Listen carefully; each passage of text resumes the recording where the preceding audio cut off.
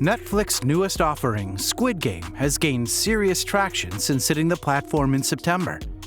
The gripping Korea drama from Hwang Dong-hyuk is on track to become the streaming platform's biggest show ever, with millions of households over the world tuning in to watch. Squid Game mainly follows Seong Gi-hoon, Lee Jung-jae, a down-on-his-luck gambler with a heart of gold who finds himself embroiled in a mysterious competition where participants must compete in a series of children's games with a huge cash prize, with deadly consequences for the losers. With a dynamic cast filled with established stars and fresh faces, Squid Game is violent, emotional, and highly addicting. Its battle royale-esque premise is heightened by its strong characters and unique brand of gallows humor. It's the kind of show that almost immediately demands a second watch, due to its fastidious attention to detail. From the costumes to the set design to the show's jaw-dropping final plot twist, nearly everything in Squid Game is there for a reason. Top 10 interesting things probably missed in Squid Game. Before the start of the video, make sure you leave a like, and if you want to see more content, subscribe to channel. Let's get started. 10. Hwang began working on the script over a decade ago. Hwang began working on his script in 2008 and finished the first draft of it in 2009. It took the writer and director nearly 6 months to write the first 2 episodes alone. He told Radio Times that at the time the story felt unfamiliar and violent, and he worried people would find it too abstract to be commercialized and find a wider audience. The creator said he also struggled with funding and casting until Netflix picked it up about a decade later. But after about 12 years, the world has changed into a place where such peculiar, violent survival stories are actually welcomed, he told the Korean Times. 9.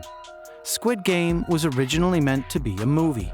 In an interview with Variety, the creator said the project was also originally created as a feature film. This isn't too surprising, considering Hwang's film background. He wrote and directed major hit movies like Silenced and The Fortress. He was also a screenwriter and director of the musical comedy Miss Granny, which is widely considered one of the most successful Korean films of all time.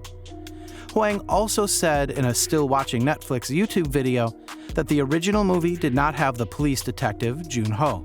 In addition, Ji-young, the woman who sacrificed herself for Sae-byeok, was originally created as a male character. Hwang said he changed Ji-young's gender because a bond between women would make more sense. 8. The walls in the player's room have doodles that foreshadow the games. The dorm walls, which are initially covered by beds, actually have drawings that serve as clues for the players to see which games will be played. 7. The first game's doll is a real creation you can visit. The eerie, oversized doll from the first episode of the show is real and can be found in Jincheon County, a rural area around 3 hours south of Seoul. The doll was reportedly borrowed for filming Squid Game and then returned. According to Koreaboo, the doll guards the entrance of a horse carriage museum. 6. The phone number in the first episode of the show is also real. Contestants get involved in the game by calling the 8-digit number on mysterious business cards. Unfortunately, the phone number is real and belongs to a man who said he received about 4,000 calls a day.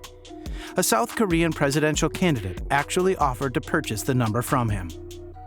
5. One of the challenges in the show is now a TikTok trend. The challenge with Delgona Candy, a type of honeycomb toffee, has inspired TikTokers to create their own version. The candy consists of 2 simple ingredients, sugar and baking soda. But the true challenge is eating around the image imprinted on the treat without breaking it.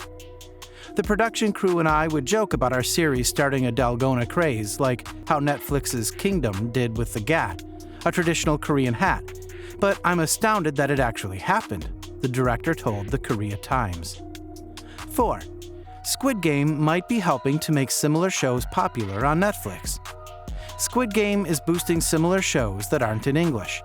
Since the show's release, both the Japanese thriller series Alice in Borderland and Korean drama Sweet Home have been trending on Netflix. 3. It's on track to be one of the best performing shows in Netflix history. The show is rapidly becoming a sensation and is the first Korean drama to rank #1 on Netflix's top 10 show chart in the United States. Netflix co-CEO Ted Sarandos said Squid Game has a very good chance of being the streaming service's most popular show ever. 2. There aren't yet any plans for a second season. Hwang said he'd want to look into creating more movies before thinking about creating a second season of the show. "I don't have well-developed plans for Squid Game 2, he told Variety. "It is quite tiring just thinking about it. But if I were to do it, I would certainly not do it alone. I'd consider using a writer's room and would want multiple experienced directors." 1. Squid Game uses a real-life news report in its last episode. Hwang told the Sunday Times that he wanted to highlight the reality for Korean families as much as possible during the series. So during the last episode, he uses a real-life news report. A news anchor says in the episode, "In this country, household debt is on the rise, topping the global average. It is the biggest increase in the world besides China due to lifted government restrictions on financial loans." Hwang said that this news report was from a couple of years ago and, due to the coronavirus, debt is now ballooning. Thanks for watching, guys. If you enjoyed this video, smash that like button, subscribe to the channel, and turn on post notifications to see more of our future videos. With that said, keep enjoying our videos, and I'll see you in the next video.